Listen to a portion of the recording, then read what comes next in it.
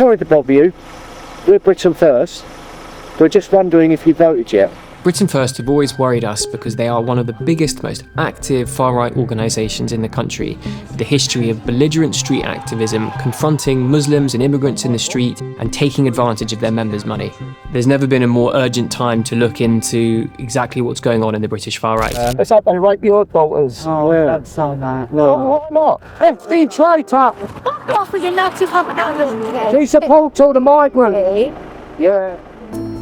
It keeps growing on social media and it keeps recruiting new people. We wanted to show the public how extreme Britain First really is and how it exploits its members. Hope No Hate is an anti-fascist research and campaign organization. We monitor the far right and challenge it in any way we can. Harry came to Hope Not Hate at the end of 2022. He basically offered to go undercover for us. We decided to infiltrate Britain First because the party was experimenting with a slightly more moderate message. What we wanted to do was expose how, in reality, the organisation is a very extreme, very aggressive, hardline party. I'm not gonna sit there with a girl and take her out on a date. Yeah. Who's slick with an ego or whatever, you know? I'm just not gonna do it. I was just like, having banter with her. Yeah. I was just letting loose. I was like, I'm addicted to far-right extremism. He's an extremist in every sense of the word. So, extremist Red Bull drinker, extremist sleeping tablet taker, extremist radical, whatever, everything's extremist. I'm not calling it Red Bull for a while, call it Hamas blood. Paul Golding is in his early 40s. He's the co-leader of Britain First, but he's been involved in the British far-right since he was a teenager when he was an activist at the BNP. Just say, look, today is the day we can save Darren. We can keep Darren British. He also has a history of violence and criminal convictions. Race hate, headbutting a man in a nightclub. Paul takes a very aggressive approach to leading Britain First. He launched these Christian patrols where he'd go around confronting Muslims in London's East End. Mosque invasions, going into mosques to disturb Muslims at prayer. In this country, we have equality. You are not supposed to come with the truth, please. Please. You listening? I was already undercover in the British far-right when I was invited to join Britain First by a senior member. From the first day I joined Britain First, it was immediately clear that the party leaders and activists were much more extreme behind closed doors than they were willing to show themselves in public. What's the difference between a pork pie and a Jew? A pork pie doesn't feel when it's in the oven. When the Chinese get in mixed race relationships with Northern European or Europeans, because they want to have advanced. They're looking at breeding. Do you know when people breed dogs to get better breeds? A black man just wants to have like sex. To fuck the woman. Activists would make anti-Semitic jokes to each other. The head of security at the time had a ringtone on his phone that was Adolf Hitler chanting "Sieg Heil, Sieg Heil."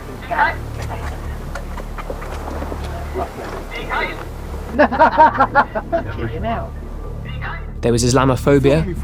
Members confronted Muslims and refugees on the street, and a lot of sexism. Yeah, let's like go fuck her up the arse. Honestly, fucking right. She loves them so much, let her fucking have a bit of them. Probably wants like 1,800 boyfriends. Yeah, when they're fucking pinning her down and raping her. Let her say then about racists. The more time I spent in Britain First, the more it seemed that a lot of the activists aren't really happy within the organisation. Paul is so demanding of their time.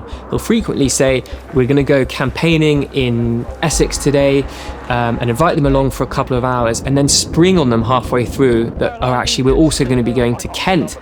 What do you think, Alex? I think it's a waste of time, to be honest. You do all that work and you get all those yeses.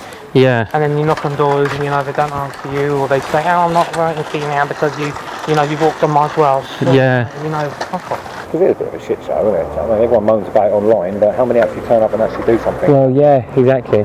We knew from having looked at Britain First for a long time that there was a high turnover. The people we detail in a report about Britain First from a couple of years ago, most of them have left. It's only because with video editing skills, we hid it so well. And Rotherham and things. Rotherham, half of them were pissed.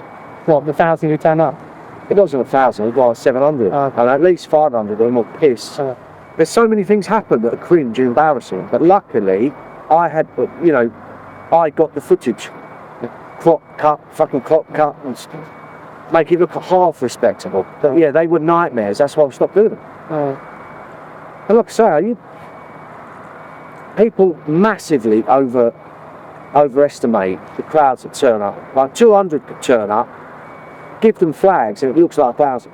The trip to Warsaw was the culmination of 6 long months of being undercover in Britain First. Elite activists, and by that point I was one of them, were invited to go to this special trip to Poland to march alongside neo-Nazis. It's become a meeting spot for the European far right. This is a very large march, but it's also very, very extreme. Explicitly fascist groups from across Europe. So why would Paul want his organization associated with this march?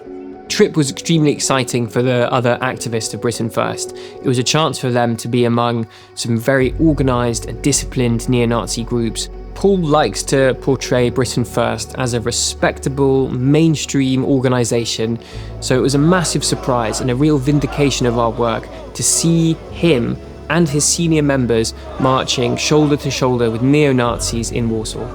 In private, Paul jokes about how his strategy can be distilled into 3 words: deport the lot. It's also an organization that doesn't genuinely want Britain to get any better. Internally, we have recordings of them saying they want things to get worse. The moment that we're waiting for is fast approaching. I look at it the other way around. I want this country to become a shithole. I want this country to descend into a fucking nightmare, because that's the only thing that's going to get people off their backside. Yeah. What we don't want is a slow decline where things change slowly, which is what we've had. He wants people to be at each other's throats. He wants there to be ethnic tension, because that way his party will be able to sweep to power. After 6 months undercover in Britain First, I can tell you that they are much more extreme than we could have possibly imagined. Yeah, that was bad. And there's a lot of further. Yeah. Let's say we share a hatred for cunts. How'd you get fucking 6 million in a car? Yeah, well, I just told him that. What is the lack of resting ashtray? Britain First always focuses on immigration and Islam and claims not to be racist. And this is a core element of their strategy. It gives them legitimacy. But actually what Harry saw when he got inside was right away strong cases of racism and support for fascist ideals. Britain First want you to think that they're about Christian values, family and country. Anyone who's thinking about joining, donating to or voting for Britain First should know that they are getting into bed with an organisation that is dangerous, divisive and extreme.